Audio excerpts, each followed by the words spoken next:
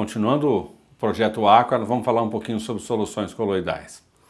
Nos últimos anos, essa questão coloides versus cristalóides continuou ainda, eu diria, criando um enorme debate.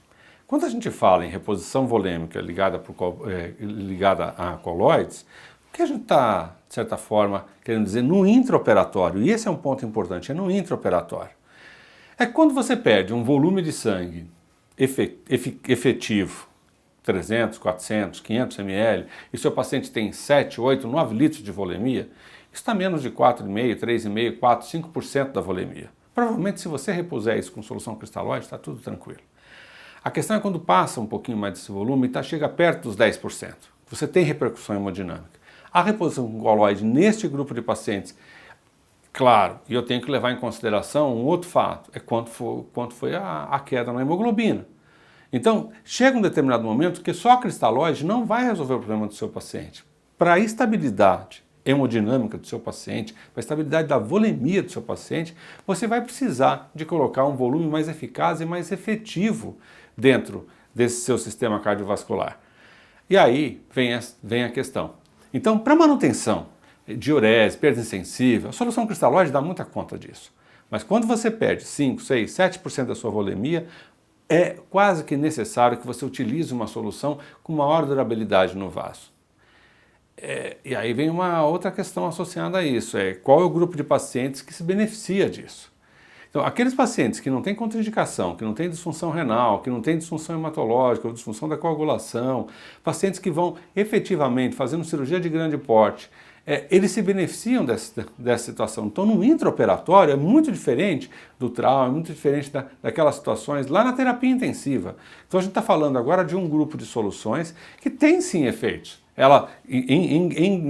Numa dosagem excessiva, elas interferem com o mecanismo de coagulação primário e secundário. Elas interferem com a função renal. Então, o que eu devo respeitar? Primeiro, os limites terapêuticos.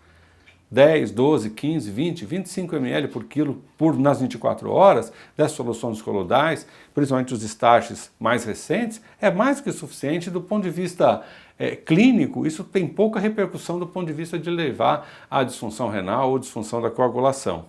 Então, como é que a gente vai funcionar? A gente tem que revisar alguns estudos que foram feitos, o estudo Crystal e outros estudos, que foram utilizados em pacientes praticamente só uma solução coloidal versus uma solução cristalóide. E não é isso que a gente está dizendo. A gente está dizendo uma solução cristalóide e solução coloidal. Não é ou uma coisa ou outra, né? E quando você utiliza eu diria que esse princípio, a possibilidade de você utilizar as soluções coloidais é muito interessante. Algumas delas já ficaram no passado. Usar Destran. Destran é para diminuir a adesividade plaquetária. Pacientes, talvez, com clipagem de aneurisma, quando você quer diminuir a adesividade plaquetária e quer aumentar a volemia, pode ser. Praticamente é essa a indicação que restou. As gelatinas, elas mudaram muito. Hoje a gente tem as gelatinas eu diria que sintéticas e que tem um efeito do ponto de vista colateral muito baixo, e principalmente aquelas derivadas do milho, são açucinadas. Então elas têm até uma margem terapêutica bem mais interessante e bem maior do que as soluções normais. Então, o que fica para a gente em relação a isso?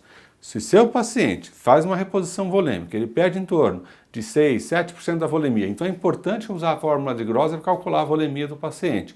A partir dali, que você tem um pouco de instabilidade hemodinâmica e você sente que a solução cristalóide, se usada em excesso, e aí a gente vai ter todos aqueles percalços de uma solução cristalóide em excesso. Aumento no peso, mas aumento do peso significa também aumento de mortalidade para algum grupo de pacientes de alto risco. Então vale a pena sim, para esses pacientes, considerar a utilização de soluções coloidais, como os starches mais recentes de 70 mil,